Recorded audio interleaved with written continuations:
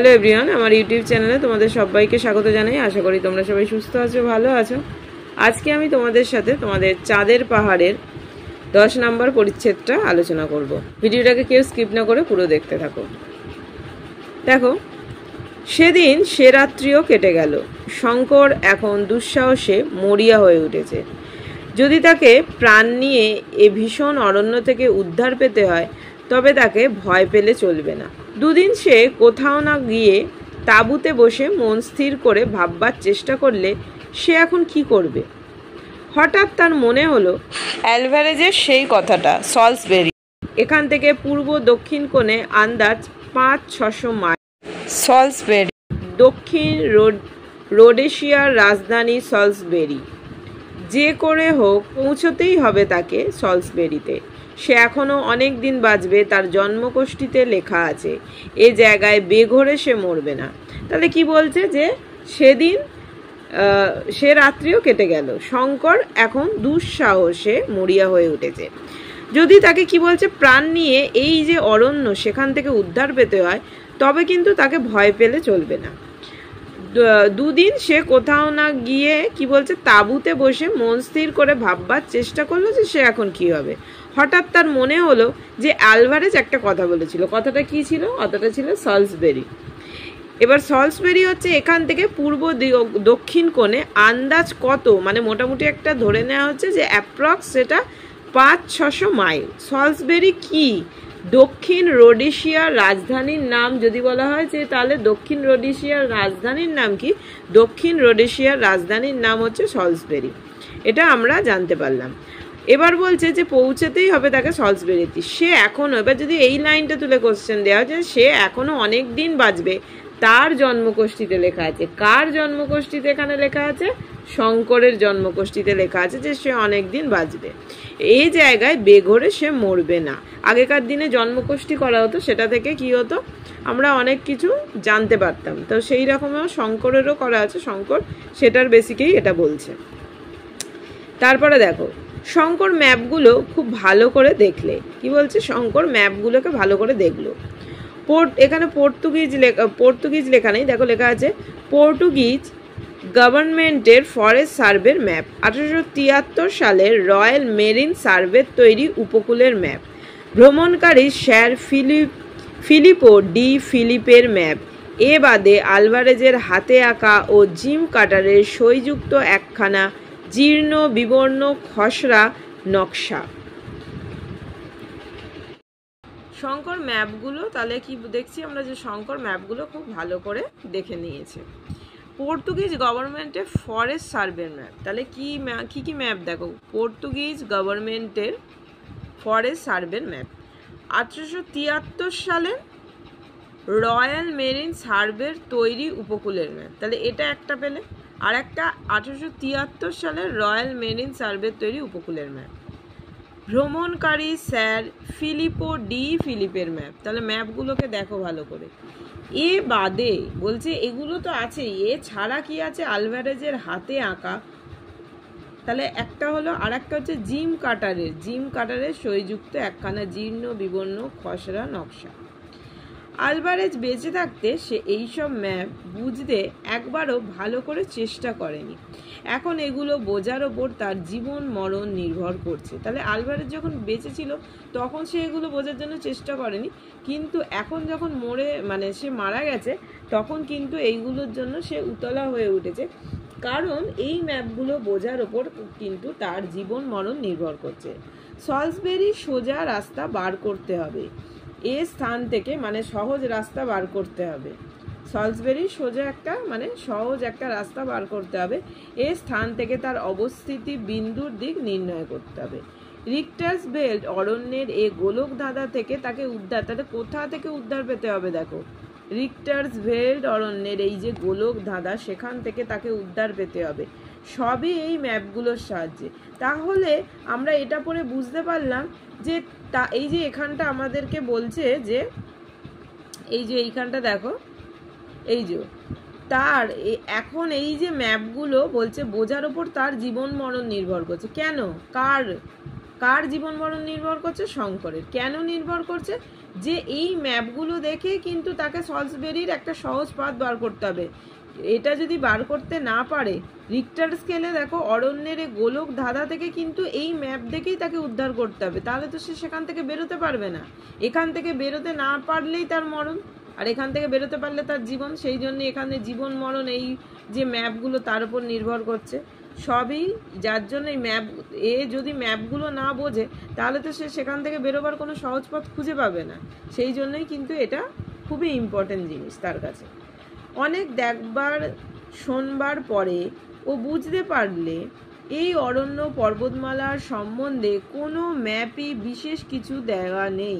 তাহলে বোঝা শোনা সব কিছু করার পর সে বুঝতে পারলো যে এই অরণ্য আর পর্বতমালার সম্বন্ধে কিন্তু কোনো ম্যাপেই বিশেষ কিছু দেওয়া নেই, এক আলভারেজ ও জিম কাটারের খসড়া ম্যাপখানা ছাড়া। তাহলে আমরা যে এই যে পড়লাম, তাহলে এইটা কিন্তু ব্যতিক্রম।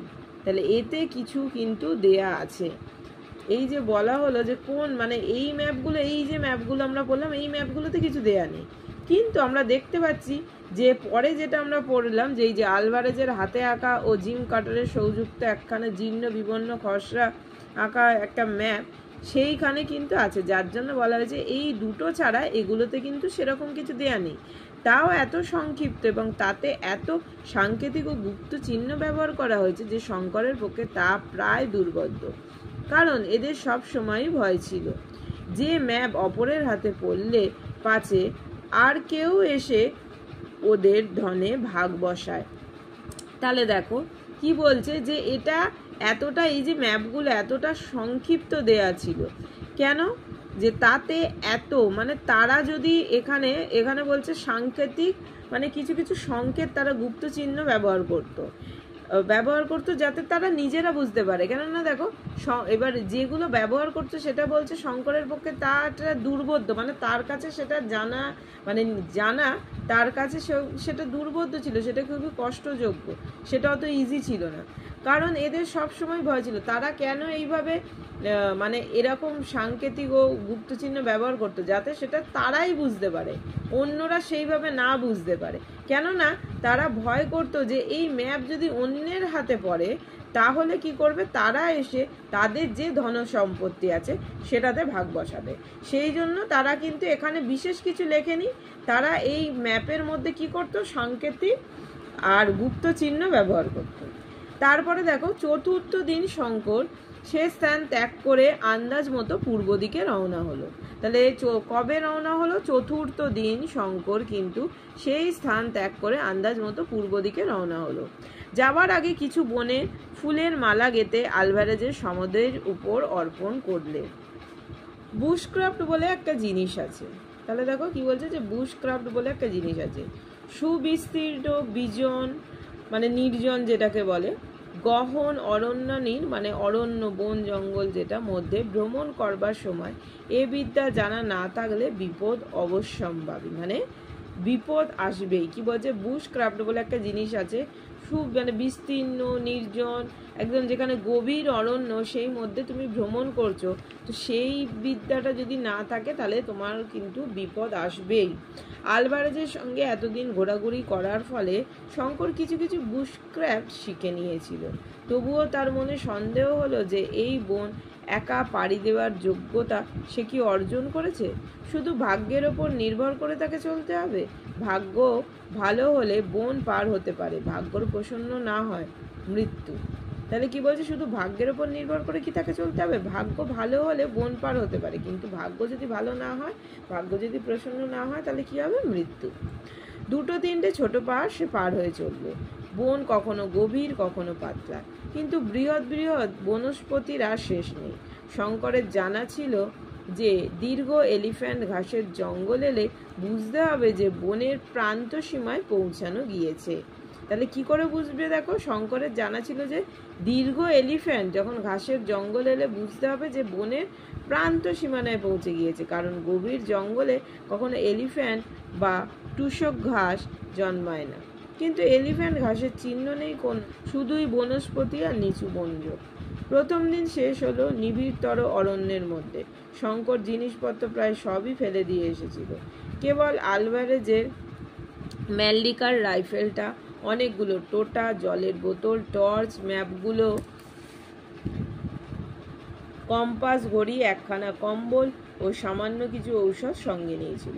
আর নিয়েছিল একটা দড়ির দোলনা। তার তাঁবুটা যদিও খুব হালকা, কিন্তু তা সে বয়ে আনা অসম্ভব বিবেচনায় ফেলেই এসছে। তাহলে এখানে কিছু কিছু জিনিসের কথা বলা হয়েছে যে যেগুলো সে নিয়ে এসেছিল। কি কি জিনিসগুলো সেগুলো এখানে মার্ক করে দিয়েছি। এখানেও দেখো, এখানেও করেছি, এগুলো দেখে নেবে। আর বলছে কোনটা ফেলে এসেছিল। তাঁবুটা যদিও খুব হালকা, কিন্তু সেটা কি বলছে, বয়ে আনা অসম্ভব, সেই জন্য সেটা সে বিচার বিবেচনা করে ফেলে এসেছিল।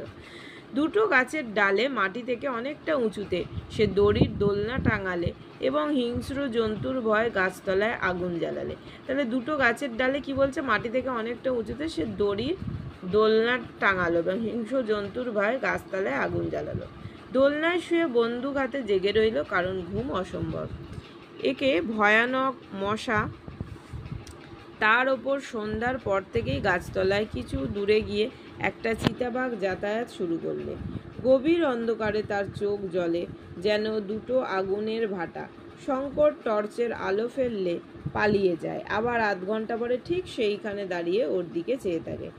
শঙ্করের ভয় হলো ঘুমিয়ে পড়লে হয়তো বা লাফ দিয়ে দোলনায় উঠে আক্রমণ করবে।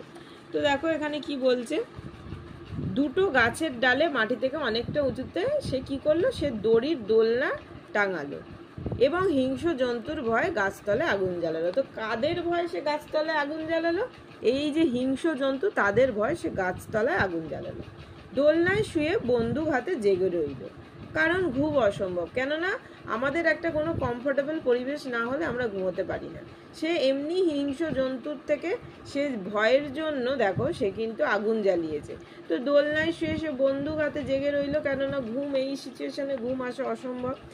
একে কি বলছে দেখো, আর কি আছে, ভয়ানক মশা তার ওপর সন্ধ্যার পর, তাহলে কি আছে, আর ভয়ানক মশা তার ওপর সন্ধ্যার পর থেকেই গাছতলায় কিছু দূর দিয়ে একটা চিতাবাঘ যাতায়াত। এবার কি বলছে যে একটা দূর দিয়ে কি যাতায়াত শুরু করছে, চিতাবাঘ। গভীর অন্ধকারে তার চোখ জ্বলে যেন দুটো আগুন। এবার এইটা কার, এই যে গভীর অন্ধকারে তার চোখ বলতে কার চোখের কথা বলা হচ্ছে, তার চোখ জ্বলে যেন দুটো আগুনের ভাটা, এটা এই চিতাবাঘটার কথা বলা হচ্ছে। শঙ্কর টর্চের আলো ফেললে, মানে শঙ্কর টর্চের আলো ফেললো। এবার যেই আলো ফেললো সে কি হচ্ছে দেখো, পালিয়ে যায়। কে পালিয়ে যায়? এই যে চিতাবাঘ, সে পালিয়ে যায়। আবার আধ ঘন্টা পরে ঠিক সেইখানে দাঁড়িয়ে ওর দিকে চেয়ে থাকে। আবার আধ ঘন্টা পরে ঠিক ওইখানে দাঁড়িয়ে কি বলছে, ওর দিকে চেয়ে থাকে। কার দিকে চেয়ে থাকে? তার মানে শঙ্করের দিকে চেয়ে থাকে। শঙ্করের ভয় হলো ঘুমিয়ে পড়লে হয়তো বা লাফ দিয়ে দোলনায় উঠে আক্রমণ করবে। সে ভাবছে সে আমি যদি ঘুমিয়ে পড়ি তাহলে কি করবে, সে কি করবে, সে লাফ দিয়ে দোলনায় উঠে হয়তো আক্রমণ করবে। চিতাবাঘ অতি ধূর্ত জানোয়ার। দেখো চিতাবাঘ কিরকম জানোয়ার, খুব ধূর্ত, মানে অনেক চালাক। কাজেই সারা রাত্রি শঙ্কর চোখের পাতা বোঝাতে পারলো না। চোখের পাতা বোঝাতে পারলো না মানে শঙ্কর সারা রাতে ঘুমোতে পারলো না।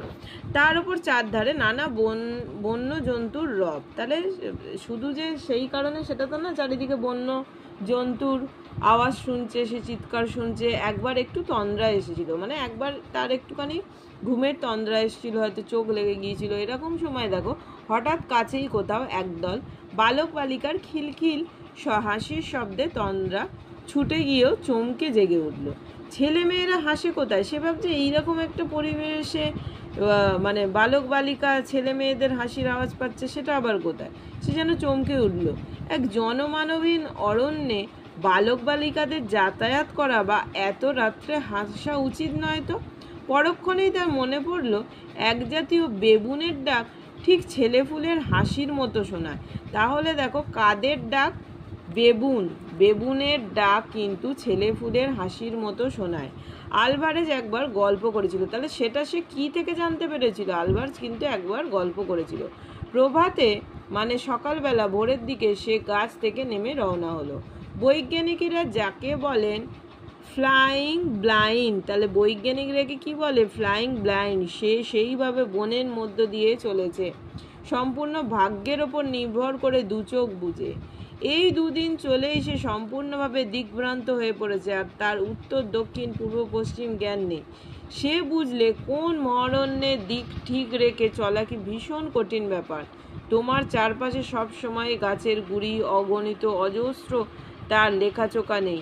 তোমার মাথার ওপর সব সময় ডালপালা লতাপাতা চন্দ্রতব, নক্ষত্র চন্দ্র সূর্য দৃষ্টিগোচর হয় না, সূর্যের আলোও কম, সব সময় যেন গোধূলি।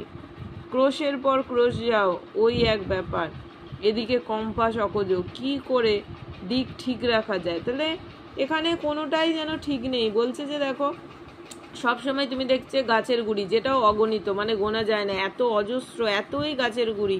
বলছে যে অজস্রতার কোনো মানে এতই আছে, তার মধ্যে কোনো লেখাচোকা নেই। ডালপালাও বলছে অনেক, নক্ষত্র চন্দ্র দৃষ্টি, সেই নক্ষত্র চন্দ্র সূর্যও সেখানে ভালো করে দেখা যায় না, সূর্যের আলো সেটাও কম, সবসময় যেন গোধূলি, মানে সবসময় যেন একটা ওই সন্ধে এরকম, মানে সূর্যের আলো ঠিক মতো সেখানে পৌঁছে। তাই এইভাবে যেখানে কি বলছে দেখো যে সেখানে কম্পাসও অকেজ, তাহলে কি করে তারা দিক ঠিক রাখবে? সেটাই কিন্তু একটা আশ্চর্য বিষয় এখানে হয়ে উঠেছে। আজকের পার্টটা আমি এত অবধি শেষ করলাম। নেক্সট ভিডিওতে আর একটুখানি বাকি আছে, এইখানটা আমি তোমাদের সাথে নেক্সট ভিডিওতে আলোচনা করব।